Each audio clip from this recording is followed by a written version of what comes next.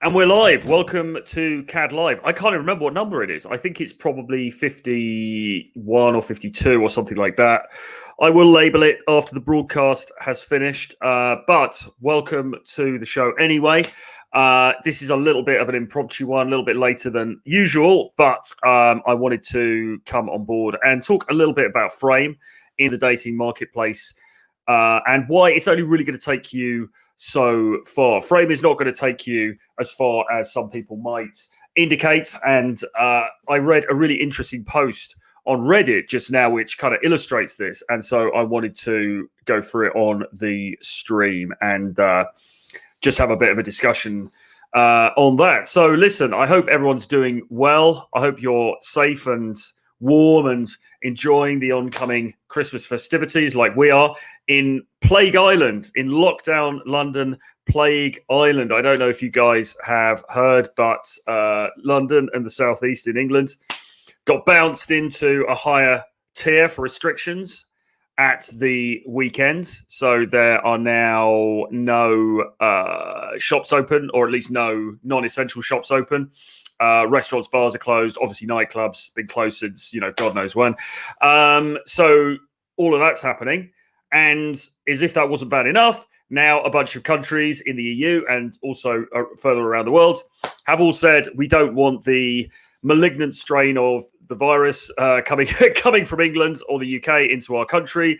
So you're all trapped there. So now everyone's basically trapped in the UK with this supposedly new strain of the virus, which is the reason why they put the further lockdowns in certain areas of the country.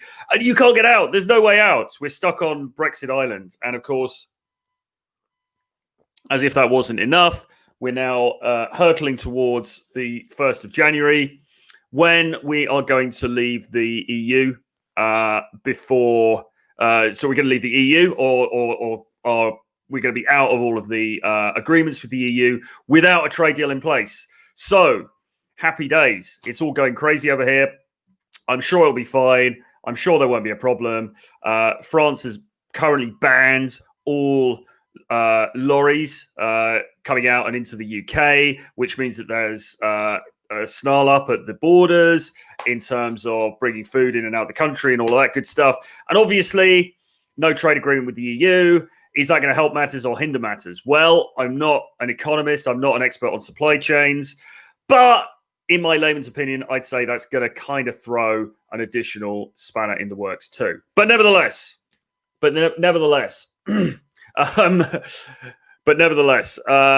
we continue anyway, because look, you've got to be grateful for small mercies, and the small mercies are that it's Christmas and we're having a great time. And let's just see what happens anyway. I mean, look, the situation isn't quite as dire as I just said. I mean, actually, the restrictions in London, I mean, while they are stricter than they were before, there's still people walking around. There are still people going, you can buy coffees, take away food and stuff like this. It's not horrendous.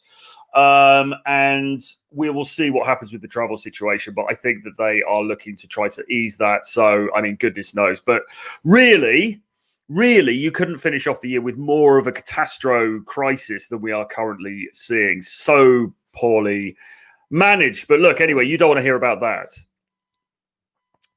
You don't. Yes, exactly. What is hip hop? Thank you very much. Thanks, guys, for tuning in. By the way, Mo C, happy holidays. Good to see you, man. D Rams, thank you for that. Good to see you, Oscar. Good to see you, sir. Etc. Etc. So anyway, let's get into the main meat and drink of this. Now, basically, I'm kind of winding down for Christmas now, but I'll do a couple more of these. I'll do this today. Maybe we'll have a couple more Tuesday and Wednesday, and then we'll see where we go. Probably be off for a few days over Christmas itself. But thanks everybody for tuning in. Please do hit subscribe below if you're watching this on the replay. Thanks very much for tuning in and watching. And as I say, what I really want to talk about today is Frame and acting dark and mysterious. And the reason for this is because I saw a post on Reddit just before that was pretty interesting. It's called Why Acting Dark and Mysterious Makes You Look Like a Beta Bitch. And I basically agree with most of this post, to be honest. I kind of agree with what the guy's saying. That said, people might think that I don't, because I spend a lot of time on here talking about dark triad and acting mysterious and all this kind of stuff. And so at first glance, you might think, well, this guy's kind of refuting what I'm saying, but I really don't think he is. And I'm going to explain why. But anyway, what I'm going to do in the meantime is just kind of read you a bit of this post and then we'll comment on it. Adam says TIFL rules mean that you can't broadcast Troy. Well, indeed, I could be potentially endangering people through this broadcast. So I hope that's not the case. I hope everyone's wearing a face mask while they're listening to this. So, okay, so it says why acting dark and mysterious in inverted commas makes you look like a beta bitch. And it says you're not hot enough for women to hamster themselves into still liking you. And then he says, first of all, let me cut the crap and get the incels out of the way. Yes, women will make excuses for your crapness if they think you look good looking or powerful enough in order to still get you to have sex with them. This goes from every single characteristic that people find unappealing. I'm changing some of the language here because I'm trying not to swear too much. Virginity, and the girl says he's saving himself for marriage. He hasn't found the right one yet. Baldness, oh wow, he looks like Vin Diesel. The Rock. Being poor, oh, I don't mind. It's 2020 and we don't really need money to date. And appearing introverted and closed up. He is simply dark and mysterious. Okay, so here he's referring to chads and saying they can get away with it. And he said women hamster themselves into wanting to sleep with these men because they're so high status. To them, it literally doesn't matter. They convince themselves that these guys are still sex worthy. Okay. And what he means is that being dark and mysterious, along with like being poor, being bald, etc., it doesn't really those things in themselves aren't appealing. But if the guy's high value enough, then women will ignore it because they just kind of want to get with him anyway. Okay. This is perfectly fine and how the world works. Contrary to popular belief, Red Pill acknowledges this fact of life. The minuscule minority of guys will have girls practically simp over them in order to keep their pussies wet and ready, because that is simply what they do for men who are to them unicorns. So these high value guys are to these women unicorns. But you're not a unicorn. I know that because you're here instead of drowning in pussy at every corner. So you can't pretend that guys that look better and are in a way better status than you can. Okay, so what he's saying there is the person who's reading this, me, and anybody else who's on this Reddit, are here because they want to get advice, and therefore it stands to reason that some guys are more blessed and some guys are going to get more attention naturally than others. Okay. But his central point is being dark and mysterious is not in itself an amazing quality. It's one that women will put up with in guys that they just find attractive anyway because they're good looking or whatever it is. And then he says, Red Pill works and it applies to men. The only men which it doesn't truly apply to are unicorns, men 9 and above facially, who are tall and with great status. Even guys who are 7s or 8s cannot get away with doing dumb stuff unless you like unattractive women. So don't try it. Realize that being dark and mysterious is a bad move as far as getting women is concerned. This is what he's saying. And he's saying why. You put yourself into the mindset of a woman. Think about it. How do women attract men? Are they forward? Are they bold? What do they do and say? Do they go up to a guy and start flirting? The answer, nothing most of the time. Okay? They put themselves out there, appearing dark and mysterious, letting men enjoy in their gaze. I think he means enjoying looking at these women. And maybe one of these guys will approach and take her home for the night or spark a conversation that gets her tingles going. And what if no one comes? Well, the women, were just doing other things unrelated to finding a man. Obviously, they didn't come there to flirt with anyone. No, they were just there showing off indirectly, so nobody got rejected. Okay, so what he's saying here is basically that I'm just going to be dark and mysterious strategy is one actually the women use. Okay. And when you think about it, he's kind of right, isn't he? Because if you go to the club, the girls will be there and they're not in most cases. And I know obviously sometimes it does happen that a girl will approach you, but for the most part, women won't approach. So they'll just kind of stand around talking to their friends or looking a bit moody with the old resting bitch face, looking a little bit like dark and mysterious. And wait for a guy to approach. And if a guy doesn't approach, no drama, because, she hasn't been rejected. She can just say to herself, I was out doing some, seeing my friends, whatever. I didn't want anyone to approach anyway.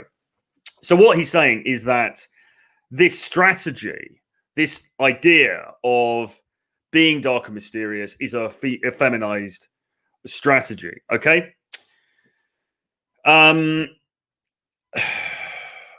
But he says, and I'll preface this bit, the risk is that for the girl is that, by taking no action, she's not going to get any action, because what if no one approaches her, okay?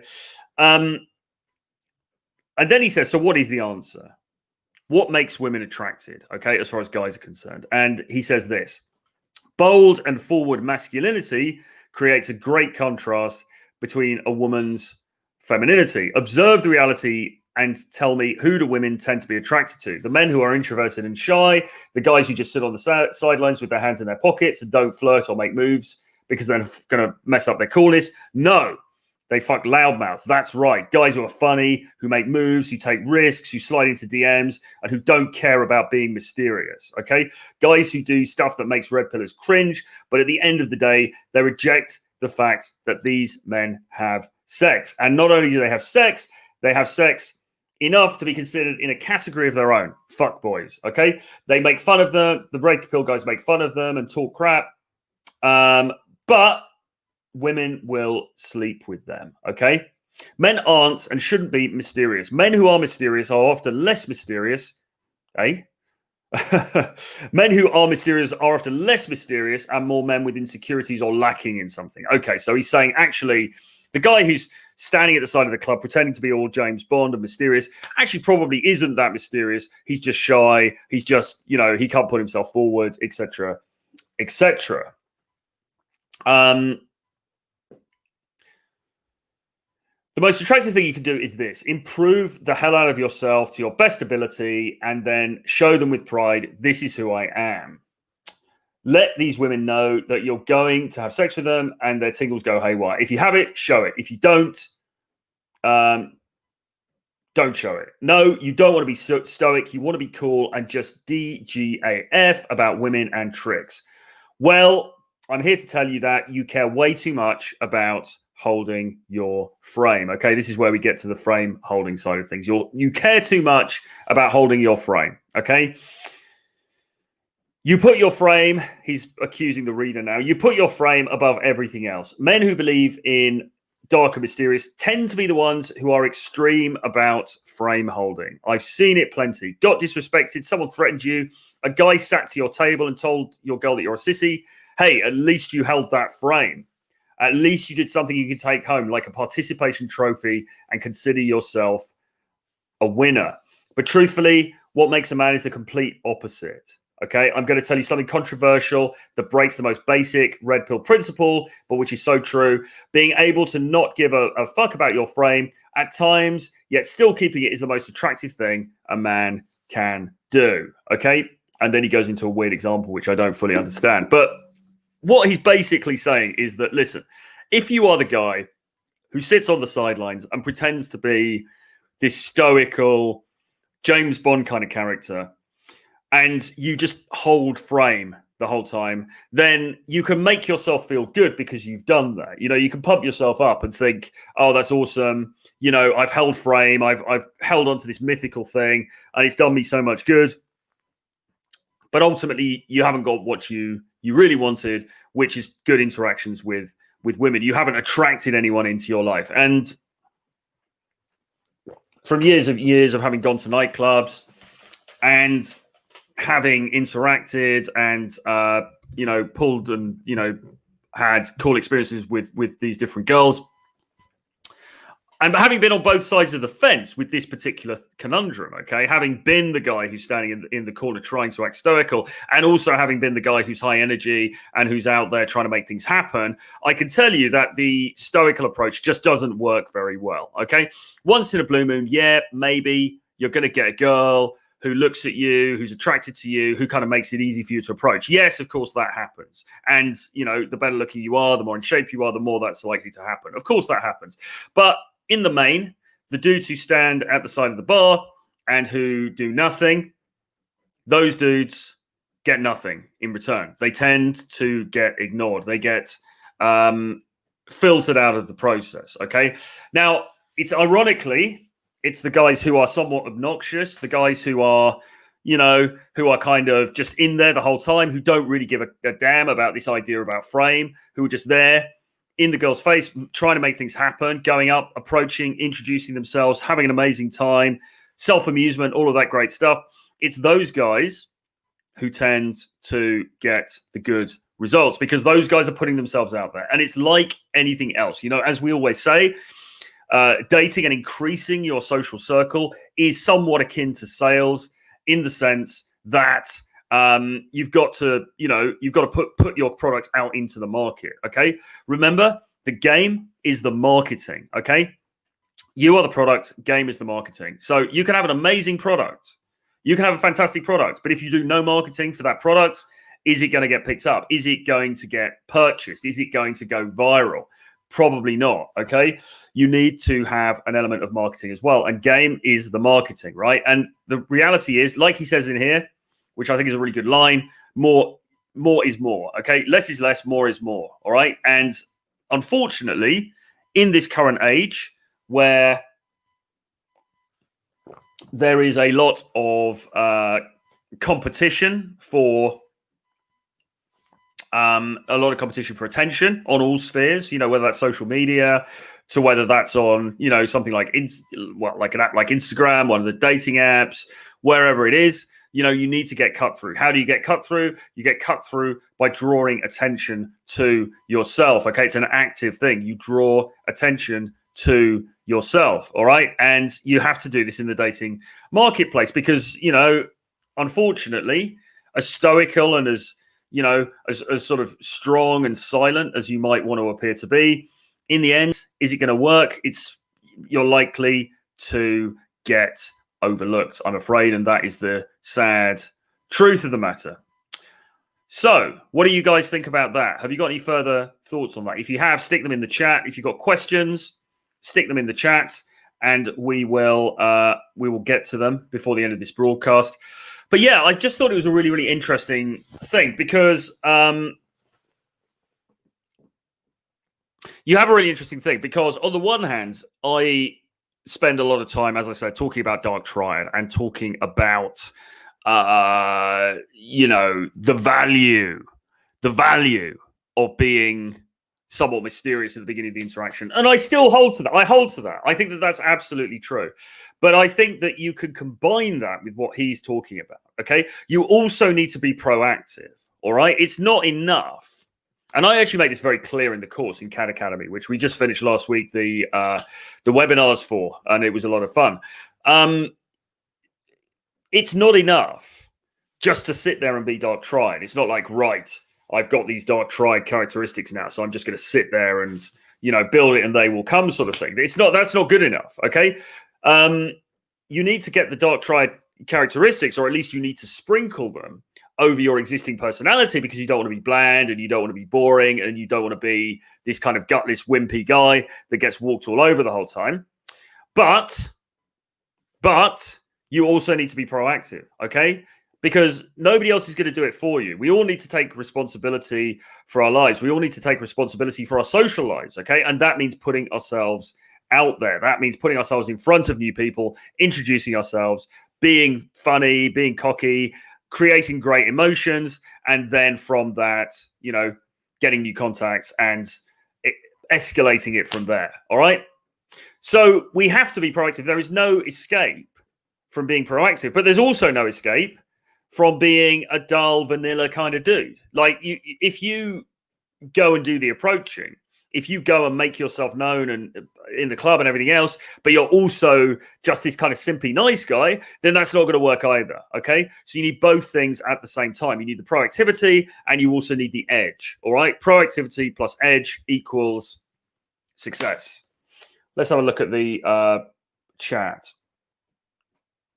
Absolutely. So Hashim says that post has a flawed notion of what frame is. You still have to sell and market yourself within the context of your frame. Absolutely. Absolutely. So at least try to make an argument, albeit a flawed one. Surely part of frame is having boundaries, not tolerating disrespect. Indeed. Indeed.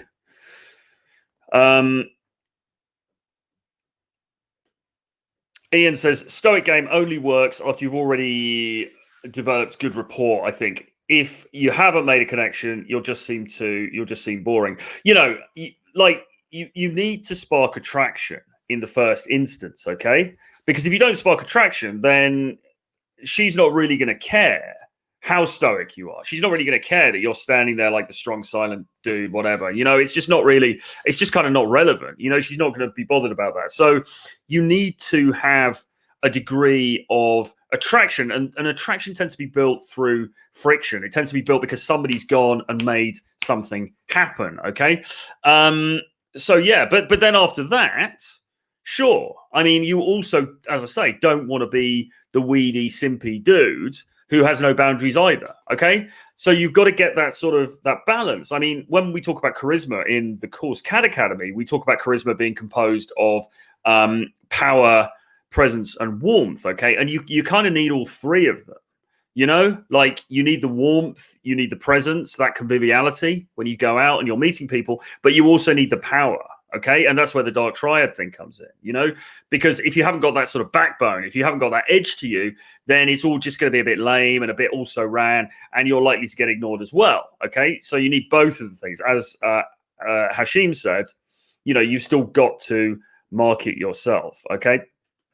D-Ram says, facts, outgoing guys always pull the most. Never understood why guys just go out there and stand there the whole time. Indeed, absolutely. And, you know, I've been in nightclub situations many times where you see dudes who are sort of, you know, kind of good looking guys standing around on the sidelines, not really getting a lot of traction. Okay. And then you get other dudes who are maybe not as aesthetically gifted, but they are out there making waves. And those guys tend to, you know, get more positive results. Why? Because, well, they make it easy, right? I mean, you've got to, if you want something, you've got to ask for it, okay? Or you've got to put yourself in a position where, you know, you're likely to get offered it, okay? And if you just stand around and don't do anything, that's not a good strategy, okay? And Will says, sounds a lot like he's describing waiting for choosing signals. And yes, absolutely. I think that if you are, you could be as dark tried as you like, you know, you could be as badass as you like, but if you're just standing there in the corner, no one's going to know about that, right? So in that sense, he's correct. It's better to be outgoing, but you also need to be outgoing in a particular kind of a way. Do you know what I mean? Because if you're outgoing and you're sort of like, oh my, you know, and you're just like really simpy, then that's not going to play well either. What is hip hop says, I've never been high energy, naturally stoic. Luckily, I do DJ at clubs on occasion, so that helps. Otherwise, I'm rather chill. Honestly, I'd have to concur. I'd be screwed without DJing, drawing me out. I mean, look, I think there's a valid point here. I think there's a valid point here, which is basically to say that not everyone is an extrovert, okay? And I appreciate that there can be a challenge here, because if you're not an extrovert, then is the advice here, well, you've got to be an extrovert because otherwise there's no hope. Kind of, but then the reality is I'm not an extrovert either. You know, I'm an introvert, really. I'm not an extrovert. I'm not a kind of guy. I mean, I spent years and years, many, many years, going to nightclubs and dealing with groups of people and being quite loud and quite effusive and blah, blah, blah. And I was able to do that, but I'm not really an extrovert. It's not something that really comes naturally to me. It was something that I was able to become good at because I realized fairly early on that this sort of stoic game just didn't really work. You know, I came to realize just through sheer experience that when I put myself out there, when I introduced myself to people, when I walked up and said, "Hey, you look nice, I'm Troy," and had a conversation, I was more likely to get traction doing that than I was just standing at the corner of the bar. Okay. So I trained myself to be better in social situations, but I'm not. It's not natural to me. It's not. I was an introvert. I'm also quite shy. You know, I also had issues around self-esteem and so on and so forth. So for me, I had to just throw myself out there and do it. And I threw myself out there and did it so many times, and also put myself into so many difficult situations, you know, difficult social situations, that I found myself becoming somewhat hardened, if you forgive the pun. I found myself becoming somewhat immunized to that shyness, to that reticence, and I was able to be much more natural in those situations. But that took a lot of work, and it's still quite draining. It's still quite draining, you know, for me. And so, you know, I had to ensure that if I went to the club or I went to the bar or whatever, that it would be kept reasonably short. You know, my being out there and doing the approaching stuff. And then I would go home and decompress and, you know, get into my own space and all of that stuff. And then go out again another time, right? So the message, I suppose, is that even if you're not naturally an extrovert, and that's fine, there's no shame in that, it does help if you can get yourself into that space, at least for a period of time. And it doesn't have to be forever. This is a beautiful thing, right? You know, you can think, oh, I'm not that kind of person. Like, how can I do that? But it's almost like thinking, it's almost because you project that you're going to have to be like that forever. And you don't. I mean, if I go into a social situation, I socialize with a bunch of people, that can be quite taxing, you know, and even now, when I'm not really shy and I'm pretty confident and whatever, even now, you know, I feel that sort of sense of relief when I get home and I'm just like, all right, now I can relax. I don't have to worry about pleasing this group of people or whatever. And that's cool. But I can still do it for a few hours. And that's really all you have to do. You know, nighttime stuff, when we're allowed to go out again to bars and clubs and things, you know, go out to the club, the bar, 3, 4, 5 hours. You know, you can do that. You can do that. Then you go home, then you've got your own space, you can decompress, you can be an introvert again, that's fine.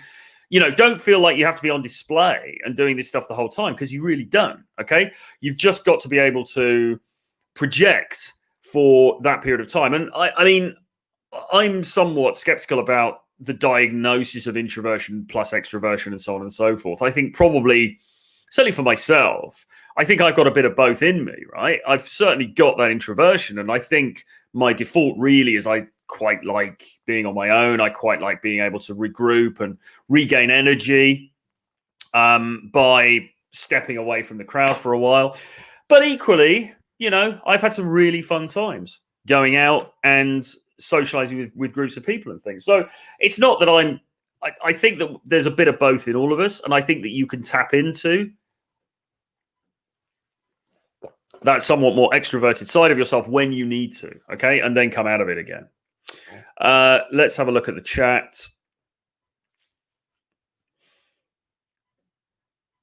Devin says, Stoic game, so many weird labels and frames people make up. How about hedonic game or cynic game? Well, I think he's just using shorthand. I don't think there's anything that's really labeled Stoic game. I think we kind of know what he means, right? You know, it's being stoic and hoping that that's going to work in terms of attracting in its own right, and it generally doesn't. Silver Bishop says, Troy, what is Amuse Mastery?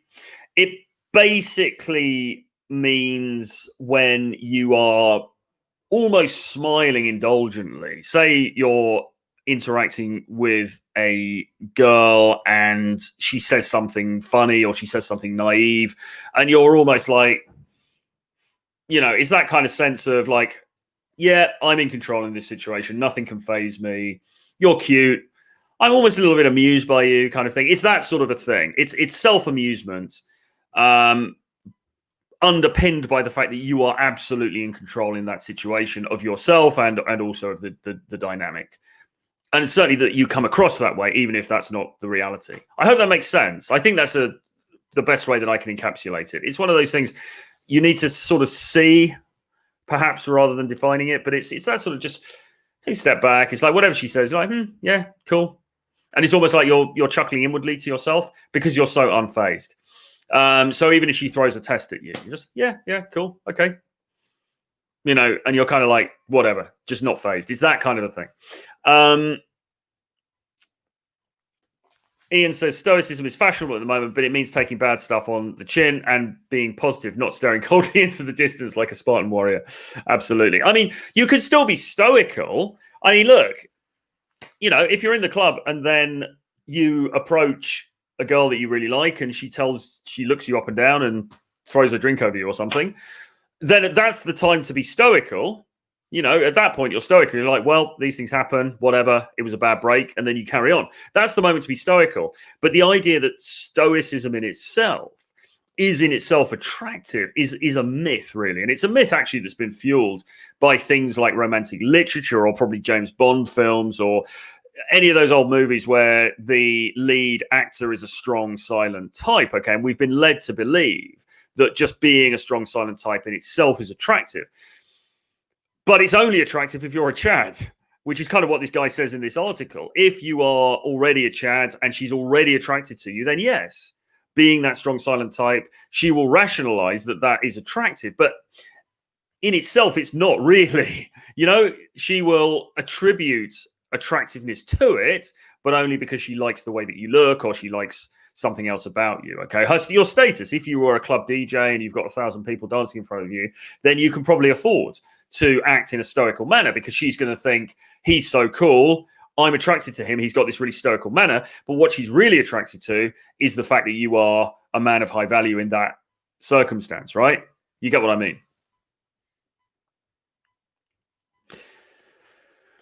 Devin says, after you bang a chick, how do you build comfort over time so that you can hang out with her again without seeming needy? I'm still gaming other girls. Well, I mean, I'm not sure exactly that circumstance. I mean, I think you've just got to be cool. You've just got to like, whatever happens between you two, it's just like, look, this is normal. You know, we like each other. We're having this thing that was kind of fun. Whatever. Just be really, really cool. And I don't mean cool in the sense of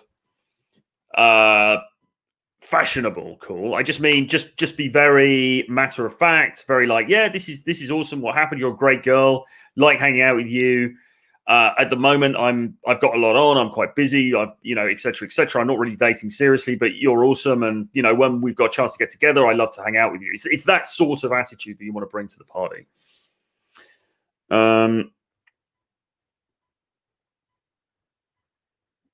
And then Ian's suggesting, if you're to what is hip hop, if you're not very extrovert, then get people to talk about themselves.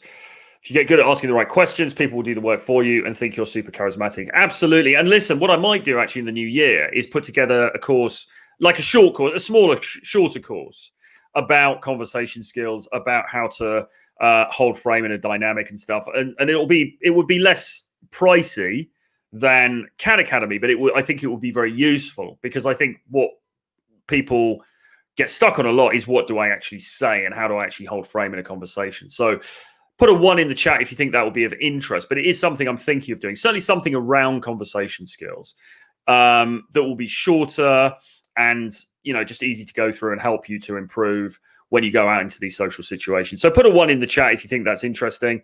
But yeah, that's something I was considering for next year. What is Hip Hop says, you don't have to be out for 5 hours. I interact with everyone at a show, but leave earlier than almost everyone. Absolutely, you can do that. I mean, the thing that you're a DJ as well, obviously, is a good situation for you because you've got that built-in status as well.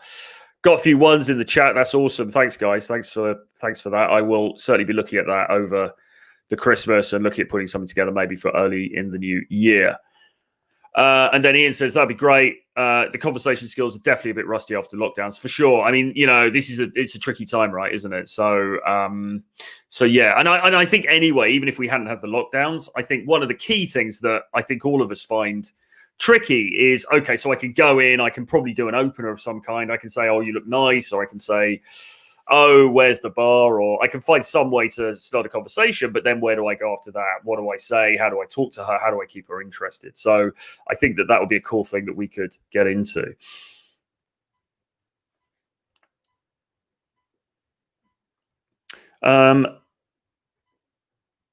Oh, and then A Knight had asked, how, in terms of a girl's notch count, how many is too many? And Devin says, no such thing. Don't overthink it. Just raise your count. The higher yours, the less you care about hers. I would say that's true. I mean, I think that it depends what you are in for with her, if you like. I mean, if you are looking for to get married and have a long-term relationship and all of these things, then perhaps it's of more of a concern. I think if you're not looking for that, though, if you're just dating or you're looking for just something casual, then really, how much does it matter? I mean, it probably doesn't matter that much. I mean, obviously, perhaps you don't want to be with somebody who you feel like has been very indiscriminate in their promiscuity, but in the main, I don't think it really matters that much, particularly when you're in this circle of sort of quite casual dating, okay, which is what you should be at the beginning anyway, right? I mean, and then over time, you know, you start dating her, maybe you're seeing her casually, you're sleeping together, you see each other once a week or less, perhaps. Maybe over time you think, oh, this girl's actually pretty cool, I like hanging out with her. And then after that, you start to get into, okay, so what is her history? Is that compatible? Is that the sort of person that I want to be with? So I think it's only something that you really start to assess after a period of time when perhaps you're thinking, okay, maybe we want to move into something more serious. But it's not something I'd really particularly worry about at the beginning, to be honest. A Knight says, I mean, for LTR material, don't you draw the line at a certain number? I think so, but I don't actually, just being real, I don't have a certain number in mind that I think, oh my God, this is like a, you know, I think generally speaking, the girls, well, entirely speaking, the girls that I've ended up in, you know, I've had relationships with have had fairly low counts, and yeah, you know, but it's not something. I couldn't give you a number. I mean, I think, you know, if you're talking like ridiculous numbers, then sure, that is something I would think is a red flag, because you have to look at that person's past and think, well, yeah, why have they had that lifestyle? You know, what other issues are there, and so on. But listen, I mean, this is, like I say, this is for if you are screening for an LTR, and really you shouldn't be doing that in the interim stages anyway. Okay, and by the time that you've probably realized other things about her that are maybe incompatible as well. And as Alex says, you'll never know the true number anyway. So that, you know, there is that also. It's I don't have a precise number in mind. I don't think it's not a mathematical formula, but I think we can all sort of be pretty clear on somebody who has put themselves about a little bit too much, and that may seem to you unattractive if you want to go long term with her. And then Hashim says, it's more important to see if she's in your frame and if she's showing you that you are her first choice. I mean, ultimately, it's whatever you feel comfortable with, really. I mean, if I personally, I think many guys would find it tricky to be with somebody that they had been with many, many, many previous partners, because it would just seem to make the whole thing a little bit less special for them, right? But ultimately, it's down to what you're comfortable with. There are no rules to this. There's no precise formula.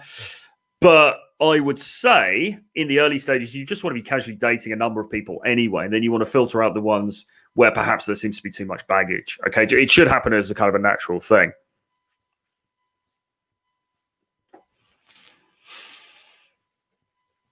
Well, indeed.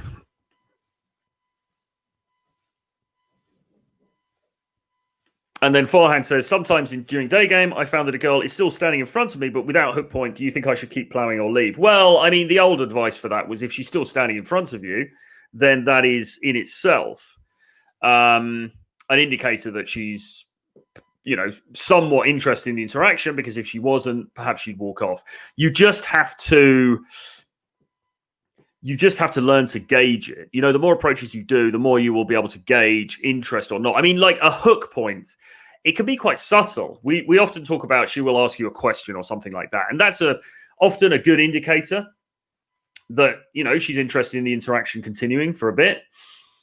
But equally, sometimes it's just a look or a glance or a smile or something more subtle. So it really depends if she's giving out any of those indicators or not. I mean, generally speaking, if I go and talk to somebody and they're just giving me nothing, you know, it's very blank. It's very like no eye contact, no smile, just like that kind of thing. You get the vibe pretty quickly. This is just not really happening. And then you might want to excuse yourself. Alternatively, sometimes you'll start talking to someone and perhaps they're quite shy or they're not very talkative themselves or whatever. And she's not giving you some massive signal of a hook point, but at the same time, it seems quite convivial. She seems reasonable. You get the sense, that gut feeling that she's quite happy to be there. In that situation, I'd maybe continue for a little bit and just see whether you can draw her out a little bit more.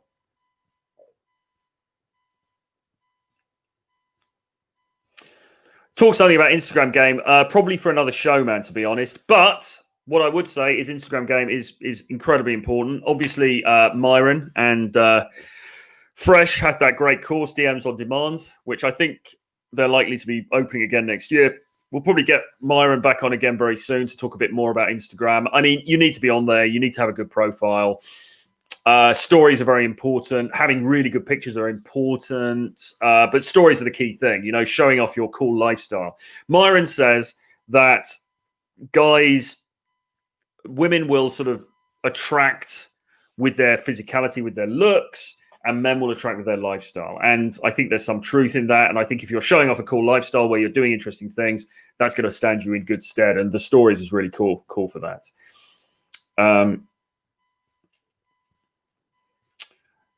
Absolutely. I think a lot of charisma is getting people to feel good about themselves and getting people love talking about themselves, especially women, which is true.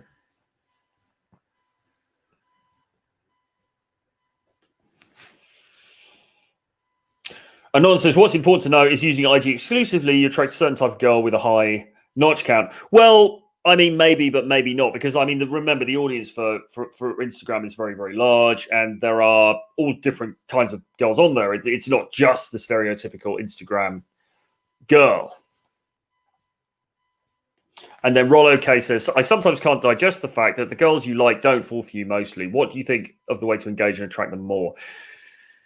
Well, it's the age-old question, isn't it? It's a difficult one. You have to be unconcerned. You know, you have to start to learn the ways to moderate your behavior so that the girls that you really like, you're not appearing to simp, you're not appearing to be too needy. I was having a conversation with someone this afternoon about this. It's sort of like, it's sort of sod's law. I think we give out micro indicators. I think that there are certain girls that we really like, and it just emanates from us. And the girl registers that on some subliminal level, and that decreases her attraction for you.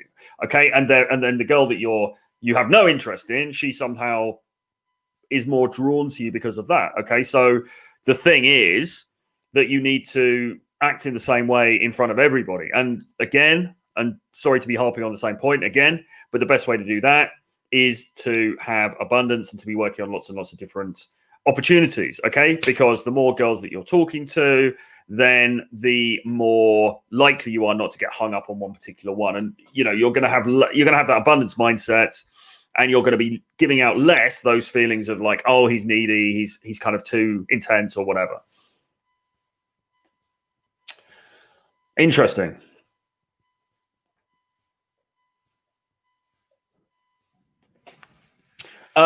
What is hip hop? I'm a contradiction in Instagram game. In my 30s, not a fan of social media, not taking full advantage of it with music and DJing. I know, must do better.